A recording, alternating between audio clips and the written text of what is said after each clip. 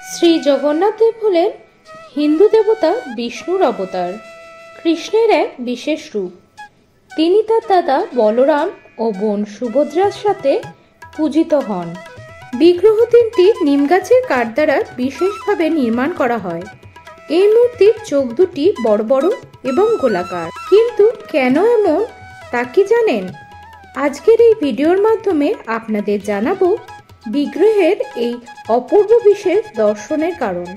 কিন্তু তার আগে যে সকল বন্ধুরা আমার চ্যানেলে নতুন, তারা চ্যানেলটি সাবস্ক্রাইব করে ফেলুন এমনই সব নতুন নতুন ভিডিওর আপডেট পাওয়ার জন্য। তাহলে চলুন বন্ধুরা, জেনে নেওয়া যাক কি কারণ জগন্নাথ দেবের চোখ বড় বড় হওয়ার পেছনে। একবার মাতা যশোদা পুত্র কৃষ্ণের সাথে দেখা করার জন্য দ্বারকা এসেছিলেন। সেখানে মাতা যশোদার আগমনের কথা শুনে সবাই খুশিতে আত্মহারা হয়ে যায়। ভগবান কৃষ্ণের সমস্ত গোপীরা মাতা যশোদার সঙ্গে দেখা করতে আসেন এবং তার কাছে অনুরোধ করেন ভগবান কৃষ্ণের ছোটবেলার কাহিনী শুনবার জন্য।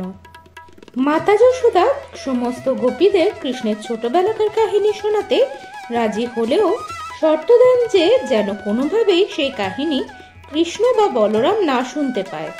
সেই জন্য কৃষ্ণ বলরামের বোন সুভদ্রাকে দরজার বাইরে পাহারা দিতে বলা হয়। সুভদ্রা দেবী দরজার বাইরে থেকে দাঁড়িয়ে ভিতরে যা বলা হচ্ছে তা মনোযোগ সহকারে শুনছিলেন। মাতা যশোদার কাহিনী শুনে সবাই বিভোর হয়ে যায়।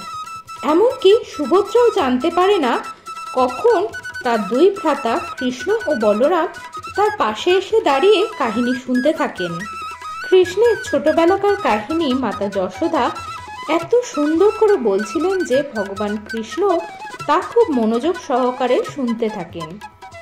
শ্রীকৃষ্ণের লীলার কথা শুনে তাদের কেশ খাড়া হয়ে উঠল, হাত গুটিয়ে এলো, চোখ দুটি বড় বড় হয়ে গেল এবং মুখে আনন্দের উচ্চ হাসির রেখা ফুটে উঠল। হঠাৎ সেই স্থানে নারদ মুনি উপস্থিত হলেন।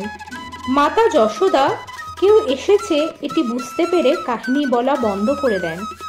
ভগবান কৃষ্ণ, বলরাম ও বোন সুভদ্রা এই রূপ দেখে নারদ মুনি ভগবান কৃষ্ণকে বলেন যে, প্রভু, আপনার এই রূপের দর্শন করার সুযোগ সকল মানব জাতিকে যেন দেন। তখন ভগবান শ্রীকৃষ্ণ বলেন তিনি কলিযুগে এই রূপে সকলকে দর্শন দেবেন।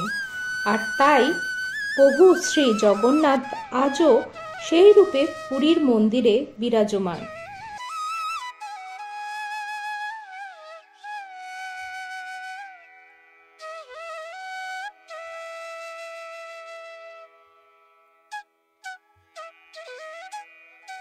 তাহলে বন্ধুরা, আমার ভিডিওটি কেমন লাগলো তা অবশ্যই কমেন্টস করে জানাতে ভুলবেন না। আর ভিডিওটি ভালো লাগলে অবশ্যই লাইক এবং শেয়ার করবেন। দেখা হচ্ছে পরবর্তী নতুন ভিডিওতে। নমস্কার।